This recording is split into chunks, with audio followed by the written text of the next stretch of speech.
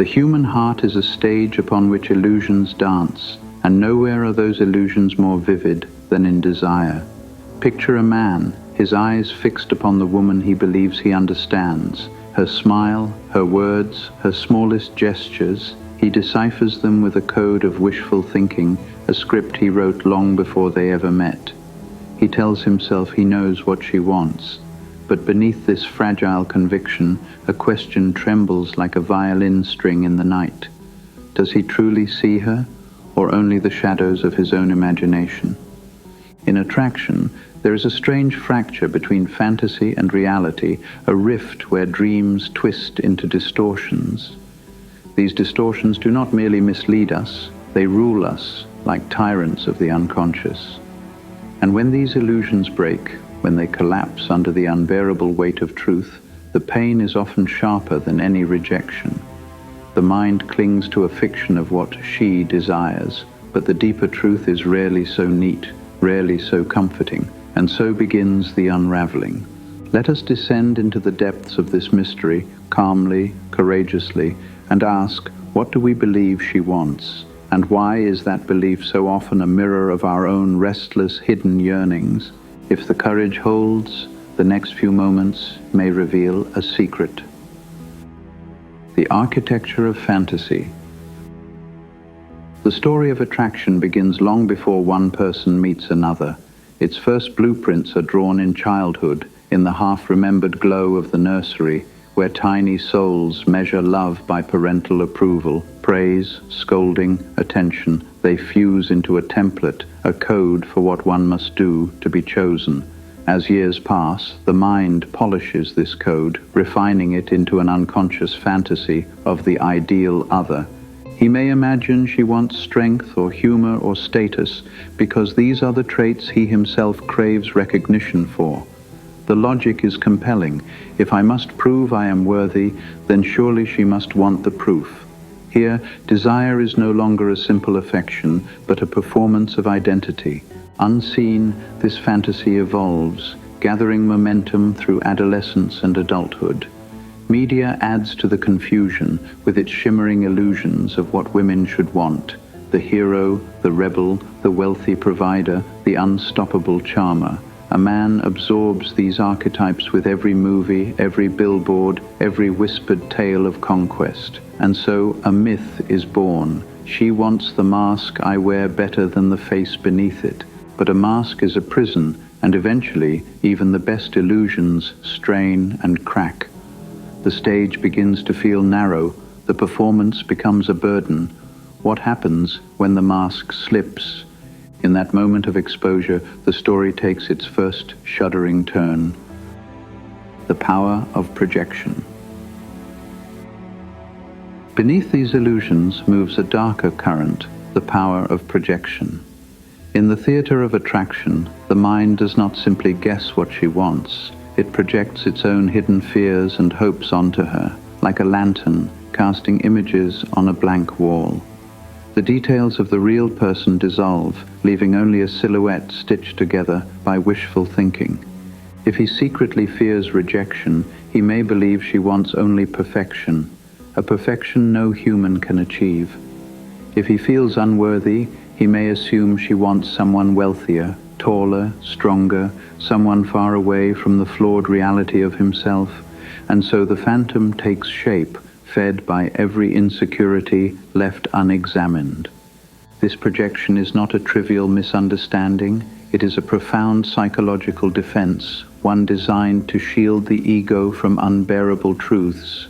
It is easier to believe she wants something impossible than to risk discovering that our true, vulnerable selves might be enough or might not be. But what if projection is a false prophet? What if it blinds a man to the humanity before him, replacing it with a cruel, unreachable idol? To see through the veil demands courage, the courage to accept that a woman is not a fantasy, but a person, complex and contradictory, and that love cannot be controlled or predicted. Such acceptance is rare, and so the illusions persist, waiting patiently to betray him once more. The collapse of the illusion. Inevitably, the moment arrives when illusion must meet reality. She will speak words that do not fit the script, express desires that do not match the projection. Her complexity will rise like a tide, washing away the simple fantasy, and in that moment, a quiet panic often takes root. The performance cannot continue, the mask slips, and what remains is terrifying in its simplicity. She is a person, not a story. Her laughter is not an answer to every hope, her gaze not a final guarantee of belonging. In this moment, one feels almost betrayed not by her, but by the mind's own refusal to see. Yet there is a fragile beauty here, for it is only when the illusion collapses that real understanding can begin. Attraction, stripped of fantasy, becomes something purer, though more demanding. It asks for presence instead of performance, honesty instead of manipulation, and the courage to remain whole even in the face of rejection. The collapse of the illusion is no tragedy. It is an awakening, a shattering of the glass that separates the self from another soul. But with awakening comes uncertainty, and the mind, accustomed to its comforting myths, will hesitate at the edge of this unknown.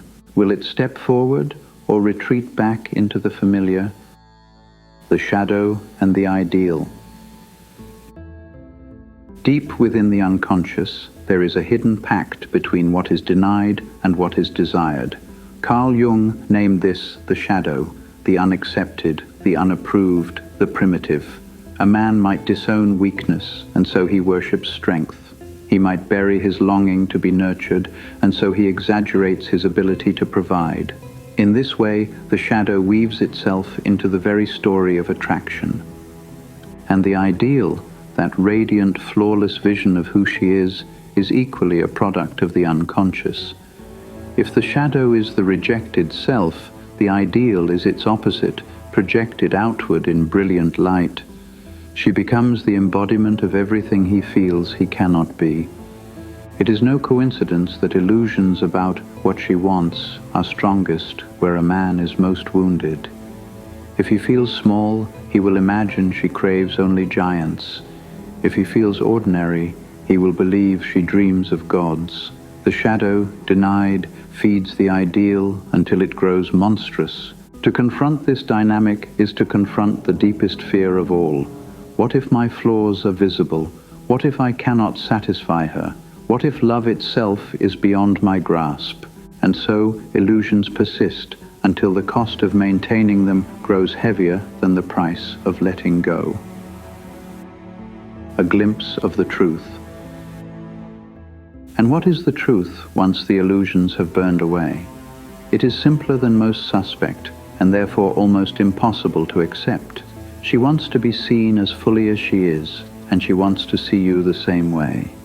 Beyond the myths of status, beauty, and power, there is a human hunger to be witnessed in one's rawest form. This hunger does not bow to perfect bodies or perfect words. It bows to presence, to courage, to an authenticity that cannot be rehearsed. What a woman truly wants may terrify the mind. She wants a soul that can stand steady in the face of its own imperfection, one unafraid to hold her complexity as she holds his. She does not wish to play a role in someone else's unfinished fairy tale, but to write a story together, a story honest enough to survive disappointment. This glimpse of truth is dangerous, for once known, it demands action. It demands vulnerability, honesty, and the willingness to risk pain for something more enduring. And many will turn away from such demands, returning instead to the safety of illusions. Yet for those who stay, something extraordinary becomes possible. The paradox of desire. Desire is a paradox. It promises fulfillment, yet is born of lack. It draws us to others, yet can blind us to who they truly are. It whispers of completion, but thrives upon incompleteness. Men who pursue what they think she wants chase an ever-receding horizon. Their gestures, their poses, their labored masks. These are shadows dancing around a light they dare not touch. If she seems distant, they believe it is because they have not performed well enough. If she seems disinterested, they double their efforts, layering yet more illusions upon illusions. Yet the paradox resolves itself in a single gesture of honesty. When the mind sets down its masks and surrenders its anxious choreography, attraction transforms. The performance becomes connection.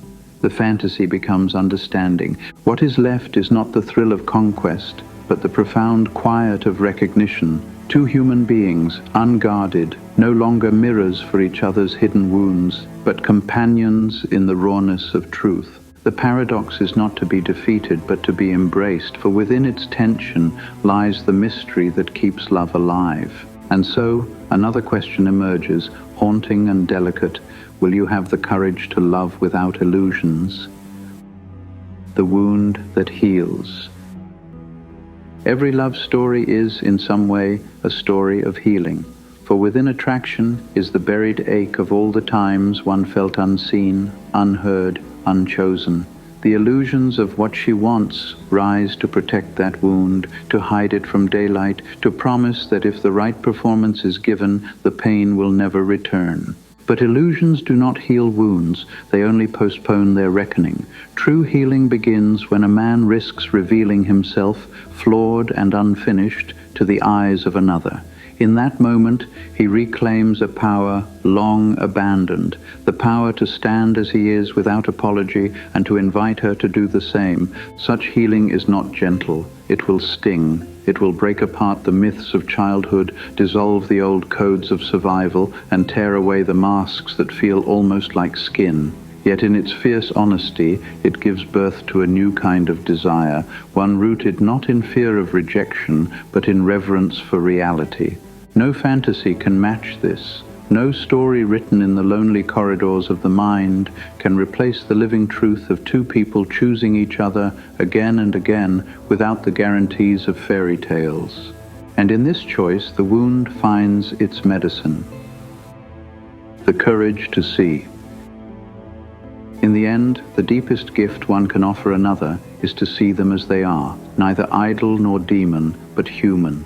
To look upon her with clear eyes, free of the distorting fog of projection, is an act of immense courage. It asks the heart to risk disillusionment, to risk loss, to risk the unvarnished reality of human imperfection. And yet this is precisely where love begins. In the absence of illusions, attraction becomes luminous, sharp-edged, alive. It loses none of its passion, but it gains a soul.